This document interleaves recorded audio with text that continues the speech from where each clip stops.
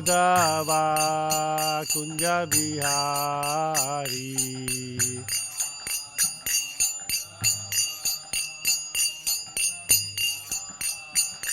Jayo Radha Madhava Kunja Bihari.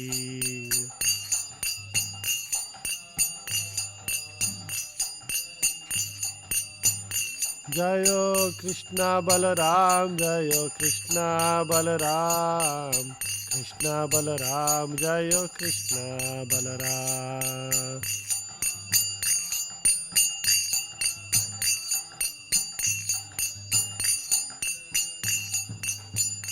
Jayo Nittai Gauranga, Jayo Nittai Gauranga, Nittai Gauranga, Jayo Nittai Gauranga.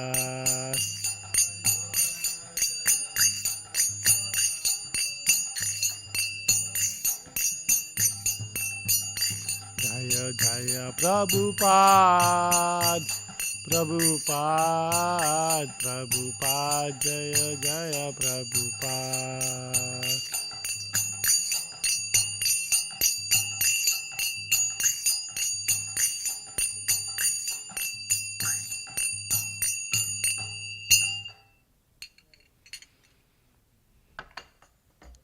Om Namo Bhagavate Vasudevaya.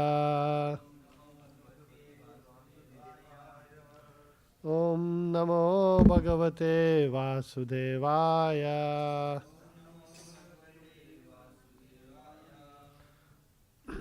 Om Namo Bhagavate Vasudevaya.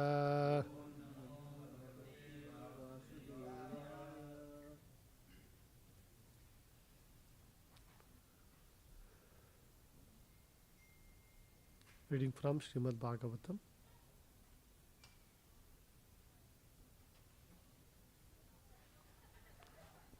10th Canto, 8th Chapter, text number 17. Please repeat after me. Puranena Vrajapate, Puranena Vrajapate, Sadhavo Dasyupiditaha, Sadhavo Dasyupiditaha, Arajake Rakshamana, Arajake Rakshamana,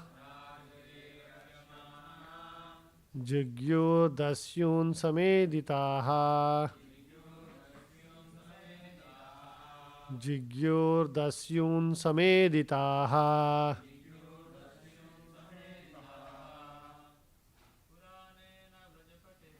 Puranena Vrajapate, Sadhavo Dasyupiditaha, Rajake Rakshamana,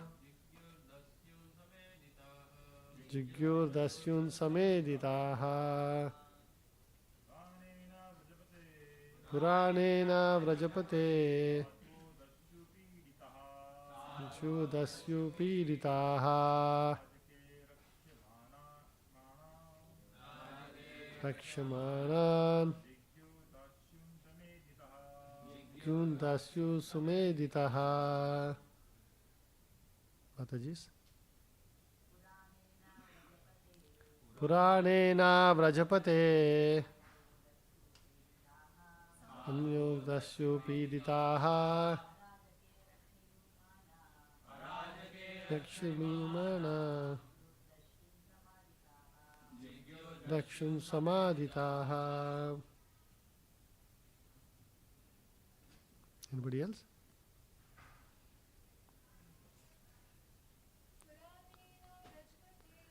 Puranena Vrajapate, Sadhavo Dasyupiditaha, Rajake Rakshamana, Jigyur Dasyun Sameditaha. Word to word translation, Please repeat after me. Pura, formerly. Anena, by Krishna. Vrajapate, O King of Raja. Sadavaha, those who were honest. Dasyupiditaha, being disturbed by rogues and thieves. Arajake, when there was an irregular government. Rakshamanaha, were protected. Jigyuhu, conquered. Dasyun, the rogues and thieves. Sameditaha, flourished. Translation and purport by His Divine Grace A.C. Bhakti Vedanta Swami Srila Prabhupada. Translation. Please repeat after me. O Nanda Maharaja, as recorded in history,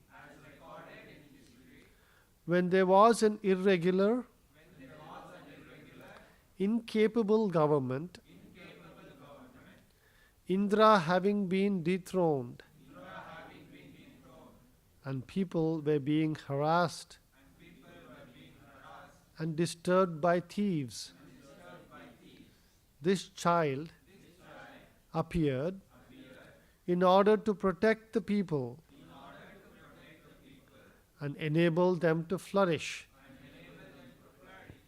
And he curbed the rogues and thieves. Purport. Indra is the king of the universe. Demons, thieves and rogues always disturb Indra. Indrari Vyakulam Lokam. But when Indraris, the enemies of Indra, become prominent, Krishna appears. Krishnastu Bhagavan Swayam Indrari Vyakulam Lokam Mrudayanti Yuge Yuge. Srimad Bhagavatam 1.3.28. Thus ends the Bhakti Vedanta purport. We'll also read the next verse. There's no purport for it. It's a very small verse. Text 18. Ya etasmin mahabhagaha pritim kurvanti manavaha narayo abhibhavanti ethan vishnu pakshan ivasuraha. Ye, those persons who, etasmin, unto this child, mahabhagaha, very fortunate, pritim, affection, kurvanti, execute, manavaha, such persons, na, not, arayaha, the enemies, abhibhavanti, do overcome, etan, those who are attached to Krishna, Vishnu Pakshan, the demigods, who always have Lord Vishnu on their side, Iva, like, Asuraha, the demons. Translation. Demons, Asuras, cannot harm the demigods, who always have Lord Vishnu on their side. Similarly, any person or group attached to Krishna is extremely fortunate, because such persons are very much affectionate towards Krishna. They cannot be defeated by demons like the associates of Kamsa, or by the internal enemies, the senses. Om Ajnana Timirandasya Gnananjana Shalakaya Chakshurum Militam Yenam Tasmai Shri Guruve Namaha. Nama Om Vishnu Padaya Krishna Prestaya Bhutale Srimate Bhakti Vedanta Swamin Itinamine. Namaste Saraswate Deve Gauravani Pracharine Nirvisesha Shunyabadi Paschata Deshatarine. Jai Shri Krishna Chaitanya Prabhu Nityananda Shri Advaita Gadadara Srivasadi Gaura Bhaktarunda. Hare Krishna, Krishna Krishna, Hare Hare, Hare Rama, Rama Rama, Hare Hare.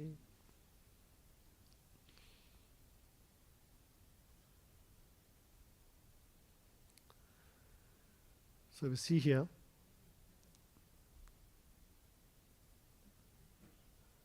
Gargamuni is talking about the wonderful characteristics of Krishna and explaining the very special position without giving away that Krishna is the Supreme Personality of Godhead. And so he's saying that as recorded in history, this historical record of how this wonderful son of yours,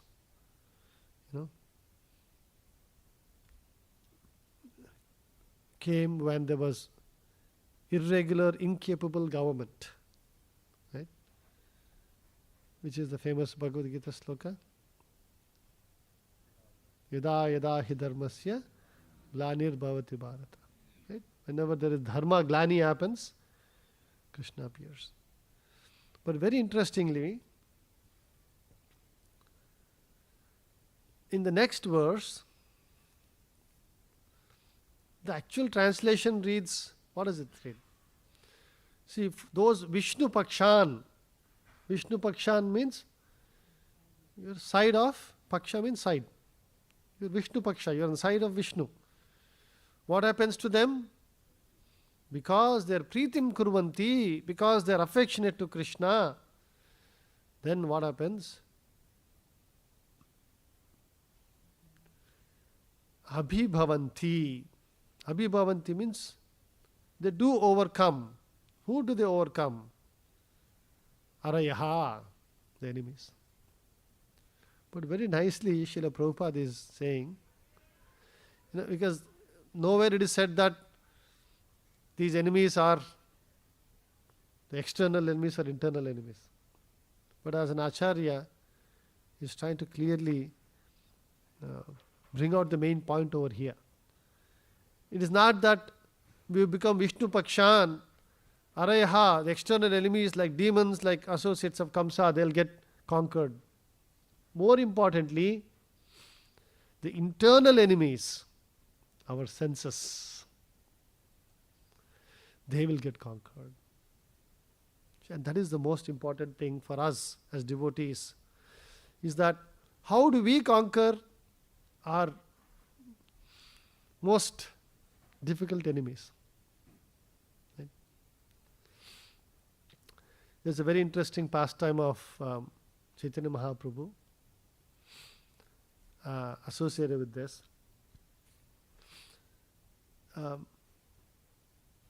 There was once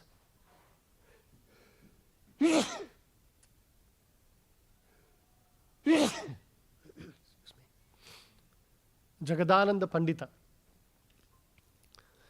He was very, very eager to serve the Lord.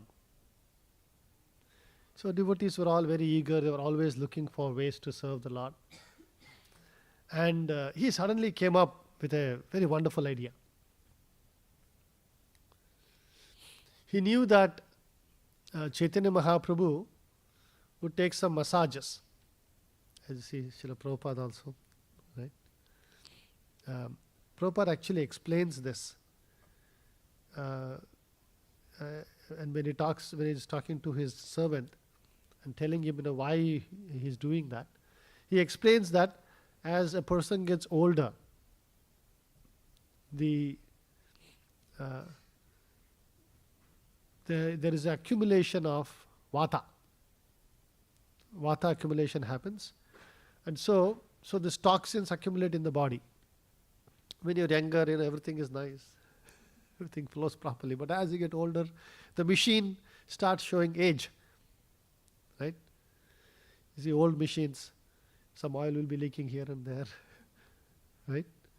something is not working properly, some piston will be going a little slow, and things keep breaking down once in a while.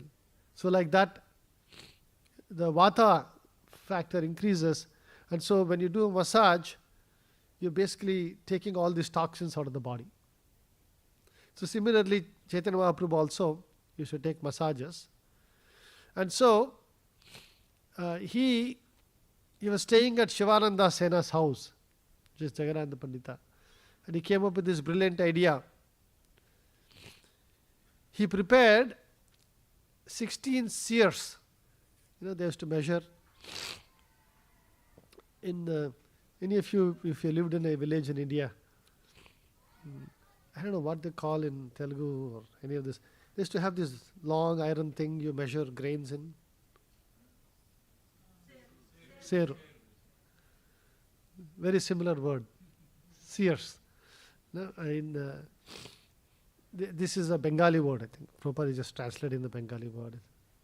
So that's why I remember that as a very similar thing. So 16, you remember how big this is? It's almost like a little less than a kg, it seems. Huh? See, he knows exactly. 1.1 kg. So 17.6 kgs, huh? Whatever. 17.6 kgs of very luxurious sandalwood oil mixed with rose oil. He prepared this thing and put them into bottles. I was thinking, he's remembering when Chaitanya Mahaprabhu is must be massaged with these wonderful oils. How nice he will feel. All the toxins of his body will be taken away.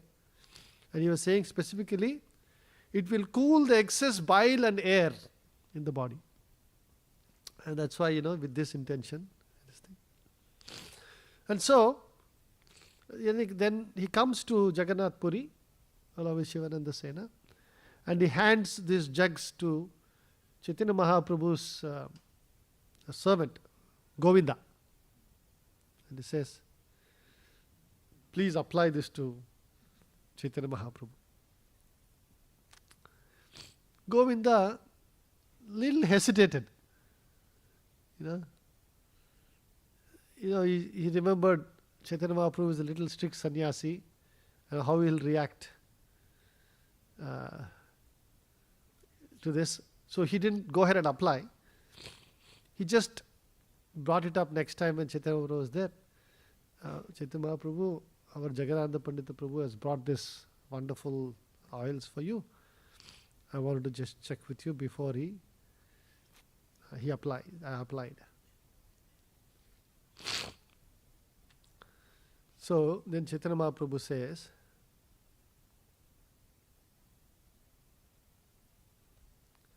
Prabhu kahe, Shuna Govinda, Amar Vachana. Sannyasira tela grahana, tela means oil. No? Sannyasira tela grahana, nahi vidhisana. Nahi vidhisana. Vidhisana means vidhi, like norms or this thing. Nahi vidhisana.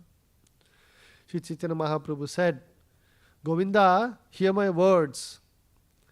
It is not proper for a sannyasi to accept perfumed oil. Teila nashta na kariya yadyapi sambhavahaya jagannathera murtite karaha argyalaya. Do not waste the oil. If possible, offer it to Lord Jagannatha as an ointment. There's actually a little bit more story around actually what happens,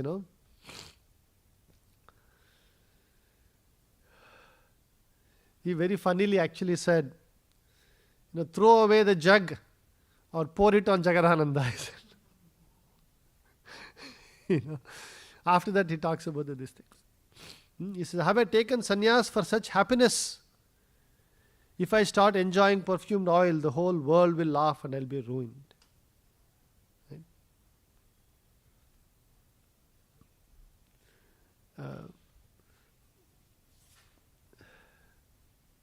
Later,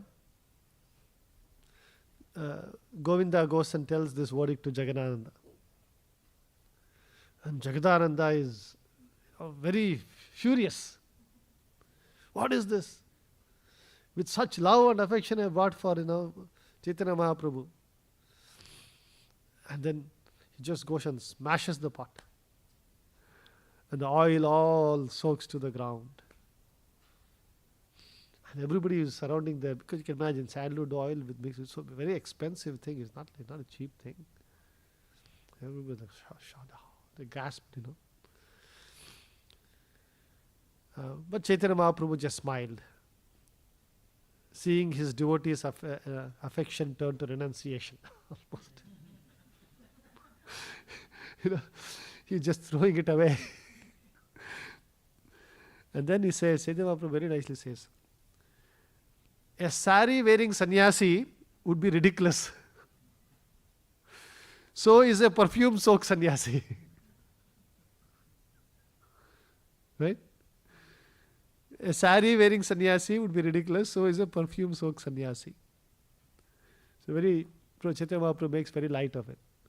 But in this pastime, there is a very important illustration for all of us. You see, the five senses that we have, the mind is also called like a sixth sense. These are always constantly looking for gratification in different ways. We are always worried about this enemy, that enemy, my boss is my enemy, my colleague is my enemy, my this thing is so many different enemies we have. But those are actually least of your problems. Right? Nowadays AI has become your enemy. It's taking away your job. Right? But these are least of your problems. Your main problem is your own internal enemies sitting right within you. Right? So there is a description of, each of the enemies, each of the senses, and how a particular enemy, that particular sense becomes the enemy for a particular animal and results in its ruination. I think all of you would have heard this and we would have talked about it. Maybe somebody can start with one of them. So, the moth to the fire. But which sense are we talking about? The eyes. So what's happening for the moth? This bright light is very, very attractive for it. It's a flickering light and it's just going like this and like that, like dancing in golden color. And it's captivated towards that. And then it starts circling and circling. Because it's just bewildered and bewitched by that, beauty of that fire.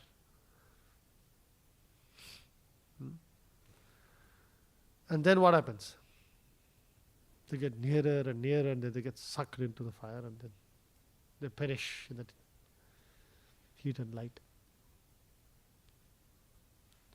So, the attraction of the eyes for the moth results in its ruination. We also see in the Bhagavatam, there are other stories of somebody seeing and something and then destroys their life. Anybody remembers which example? Ajamila story, right? Ajamila was actually a very, very strict brahmachari in his younger age. And he was very strictly following all these things. Later he was married to a very wonderful wife, and together they were nicely worshipping in the house. The elderly parents were actually staying home, and they were taking nice care of them. A typical what we would call as a cultured family, in a good situation, well situated, right? You would assume that a person like that in their life, they will achieve spiritual perfection in that life, because all favorable situation it looks like, doesn't it? There is nothing that is untoward in this situation, and everybody is doing the duty properly and all that. And in the course of his duty, he goes to the forest to collect kusha grass, because they need kusha grass for doing yagna. And not that, he went to the forest for something else. He went just for collecting the kusha grass. And while he's, picking the kusha grass, and then he just turns this way and comes to a little bit secluded place in the forest, and he happens to see a prostitute embracing her paramour in a very uncultured way, in lust.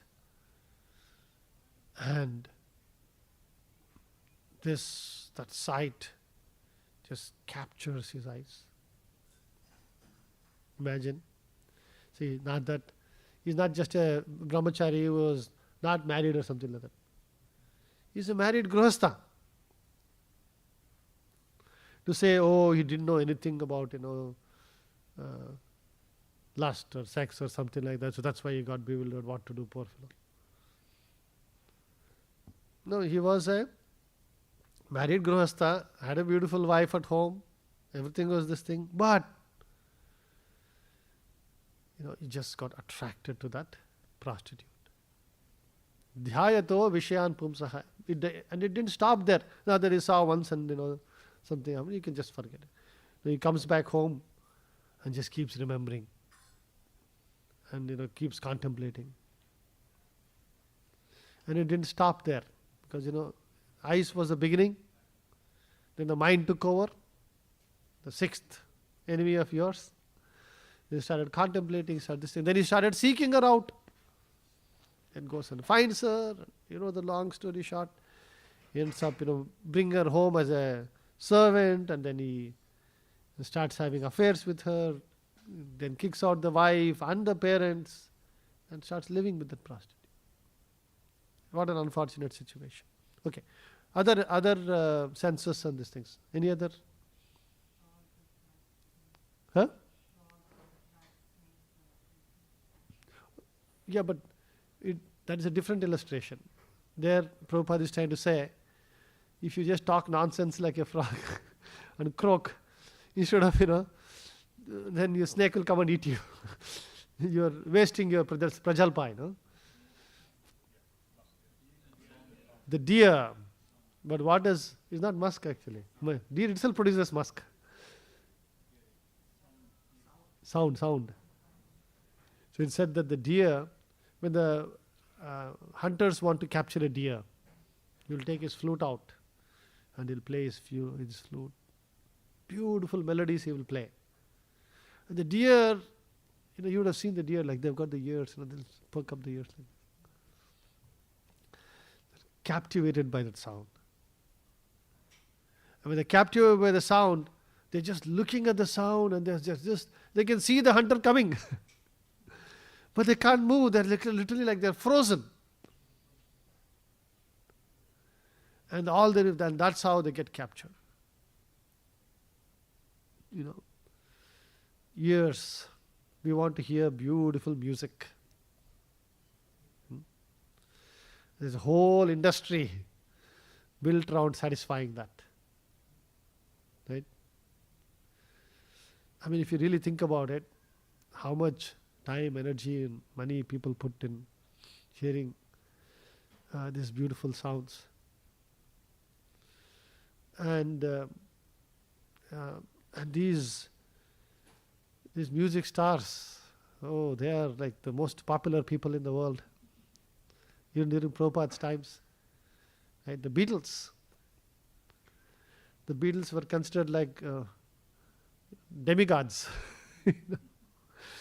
And very fortunately, George Harrison took to suddenly was attracted by devotees and became a disciple of, not formally disciple, but became a disciple of Prabhupada. And it's good fortune that it changed. But hearing is a very, very powerful sense that captivates us. So much of time and energy spent on that. What else? Which other animals? Fish for taste. See, you're a fish, you're going around, the hook comes, something is dangling over there. Actually, initially those animals know that, hey, there is something fishy over here, with this. We should not be attracted by that. But then, that smell will come, like that, the taste, because it's right there. You think, everybody else will get, I'll just only take that meat out and then, or the worm out, and I'll not get caught. There was actually one video I was forwarded on YouTube. One person had made a trap. Okay? It's like a booby trap, they call it, right? Something heavy goes on it, it just falls like this, right? And then he has put grains on it. It's only like this big of a circle, and there are grains all over it. And then he's also put grains in the surrounding areas. 5-6 birds come. Not one, huh? 5-6 birds come. And they'll start first eating all the grains on the side and this thing. Everybody's happily eating this thing. All the grains are over. Now what is there? Grains are in the middle. And they all sense something fishy about it. Like this, what is this? Like this thing, it looks a little different. It's not the ground. And they first are very careful and they will pick the grains from the sides. They'll all go in a circle. And then they'll just pick the grains only from the sides. And then what happens? That also is over now. Now they still want grains. The grains are only in the center. And one bird is a little adventurous. It'll dart quickly and come back. But actually it succeeds. It gets the grains and it comes out quickly because because they can also fly, right? I mean, these are peasant birds, they call them. They are not like fully flight birds, but they have enough, they can fly like a few, like 1 feet, 2 feet. Just goes and comes back. Others see that, and everybody starts rushing into them. And then the guy is eating, pop, the booby trap opens and it goes down, and it comes back up. And the other birds are still not realized that one bird has disappeared. And then again they go. Then literally every single one of those birds, imagine, okay, one bird is okay, 2 bird is okay. The last bird, at least some brain he should have. He has seen 5 of his friends disappear, but he is still so much attracted by this thing. And then you would have seen, there is another thing, Prabhupada actually gave this example, that how these hunters trap. Elephant, okay. There's a monkey trapping business. What they do is, correct, there'll be a hole, there'll be a small hole, and there'll be a little bit bigger piece of food over there. Right? That food cannot come out of that hole. Right? But the hand can come out, can go in and out. I should forward this video. There is a South African tribe catching this thing. And so this monkey is first looking, smelling, so, oh, this is so nice, I want to eat this. And then he first puts his hand, takes out, puts his hand, because it's afraid. There also puts his hand, take out. Then he goes and catches it.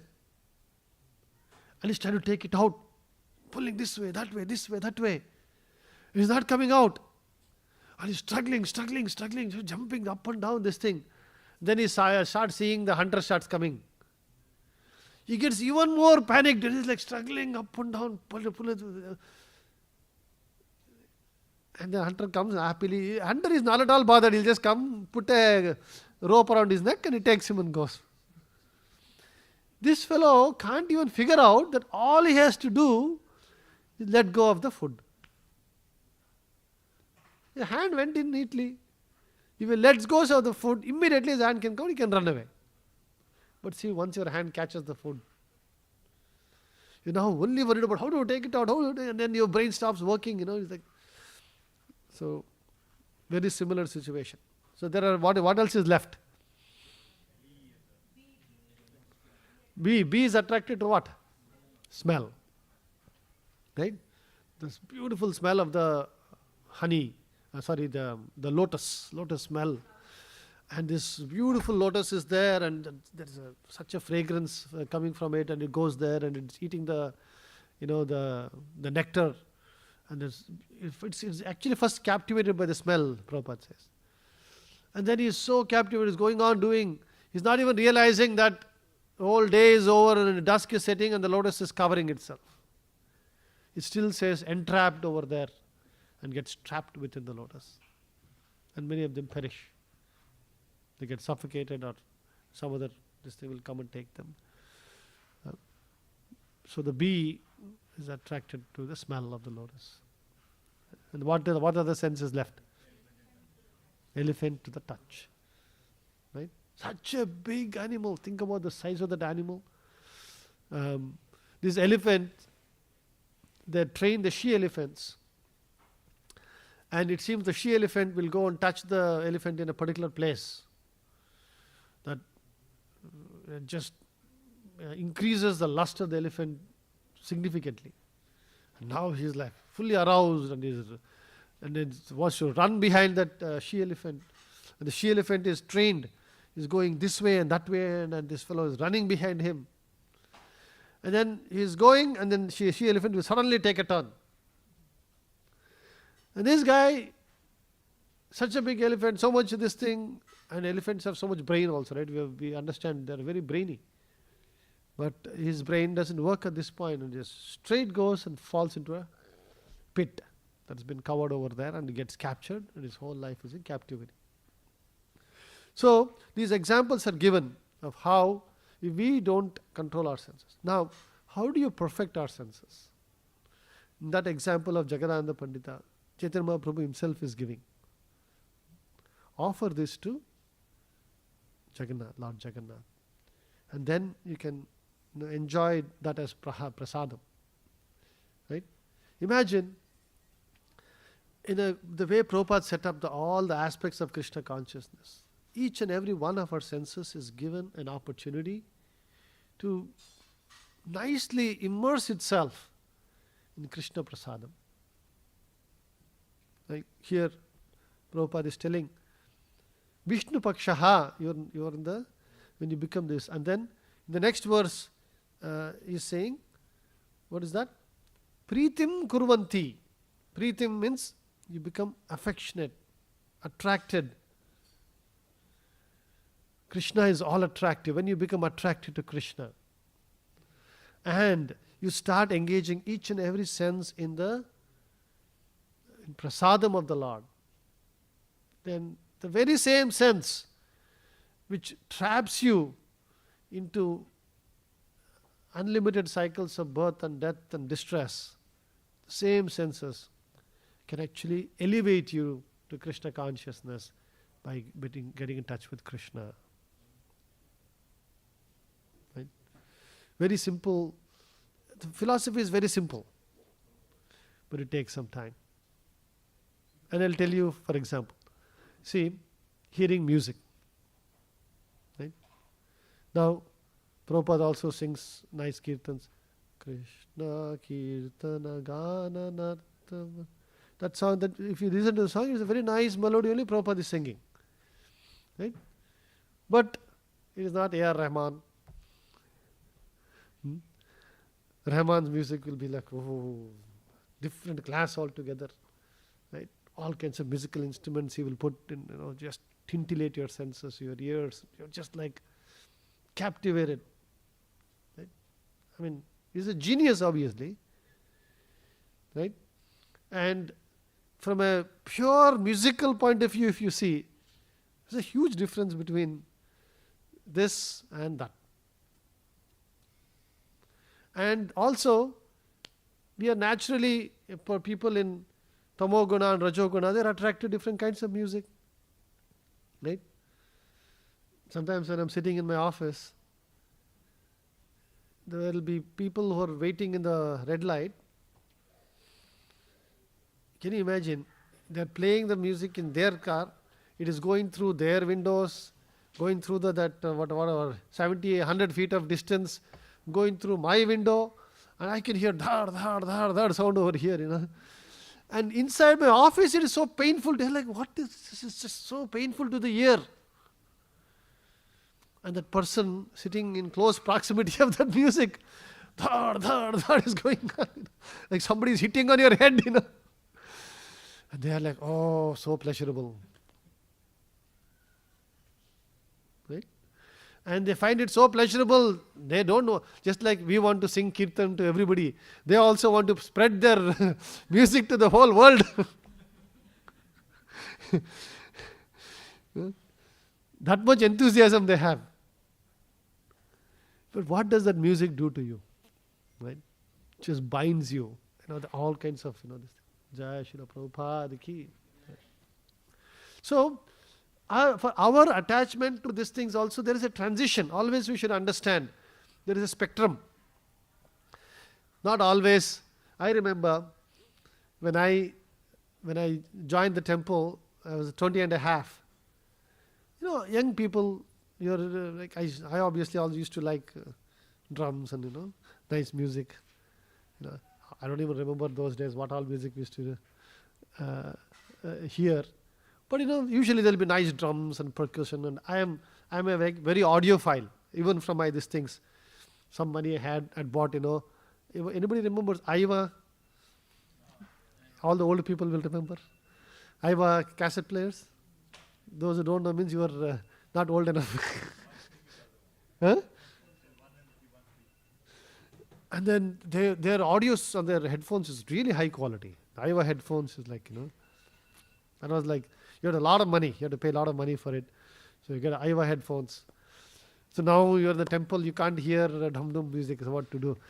Thankfully, there are devotees who have dum-dum music also for singing the Lord's chanting and all that. So you may initially start with that. And over the years, as you chant, as you this thing, your consciousness also evolves. Right? And then over the years, you will start listening. Now you listen to Prabhupada's, music. Oh, this is so pleasurable. You start listening to Carnatic music, this thing. And any of young people listening to Carnatic, what is going on?